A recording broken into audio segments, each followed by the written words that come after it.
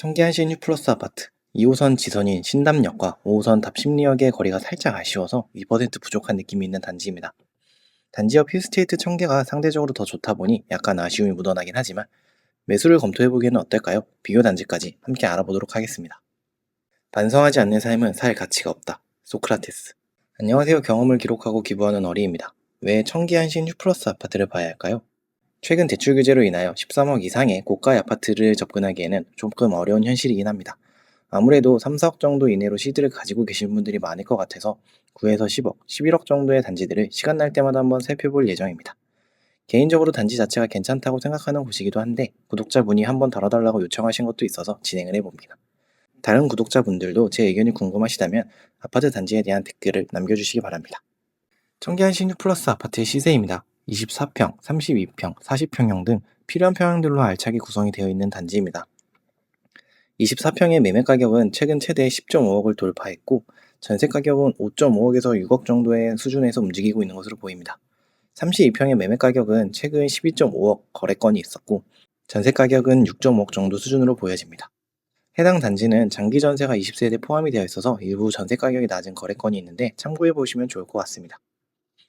세대수가 많지는 않지만 그래도 최근에 거래가 잘 되고 있는 편으로 보이는데 아무래도 대출 규제로 인하여 볼 수 있는 단지가 많지 않아서 수요가 약간 증가하지 않았나 싶습니다. 전세 가격 자체는 나쁘지 않은 수준으로 보이는데 매매 가격이 최근에 살짝 상승해서 선뜻 들어가기는 어려울 수도 있을 것 같습니다. 다른 단지들과 비교해보고서 선택을 해봐야 될 것 같은데 현재 호가는 조금 다를 수 있으니 관심 있으시다면 확인해보시면 좋을 것 같습니다. 청계한 신유플러스는 2010년 8월에 준공되었고 725세대의 단지입니다. 2호선 지선이지만 신담역과 가깝고 5호선 다시민리역도 도보로 가능은 하지만 약간 거리상으로는 아쉬운 편이긴 합니다. 신답초, 숭인초등학교가 가깝게 있어서 아이를 키우는 것에는 전혀 문제가 없겠지만 고등학교 거리는 솔직히 아쉽긴 합니다. 전체적으로 2010년 연식이라 깔끔하게 잘 관리가 되고 있는 단지입니다. 주변에 청계천도 위치해 있어서 운동하거나 산책하기에도 좋고 재개발에 대한 이슈도 있어서 간대매공원 인근에 변화할 여지가 있는 단지입니다. 그리고 단지 앞 버스 정류장이 있어서 서울 시내 접근은 무리 없을 것으로 보이는 단지입니다. 현재 청계한 신유플러스 24평 가격 기준으로 비교할 만한 단지를 소개해 보도록 하겠습니다. 역과의 거리가 조금 아쉽긴 하지만 2호선 9호선 더블인 영등포구 영등포동 영등포 3만 아파트 1999년 연식의 520세대 단지입니다. 노량진 재개발로 인하여 주변이 천지 개벽할 것으로 보이는 동작구 노량진동 신동아 리버파크 아파트 2001년 연식의 1696세대의 단지입니다. 서울 중심부에 위치해 있고 주변 지역에 재개발 이슈가 있는 신당 삼성 아파트 1999년 연식의 1434세대의 대단지입니다. 약간 아쉬운 느낌은 있지만 그래도 송파구의 8호선 초역세권에 위치한 풍납 현대 아파트 1995년 연식의 708세대의 단지입니다.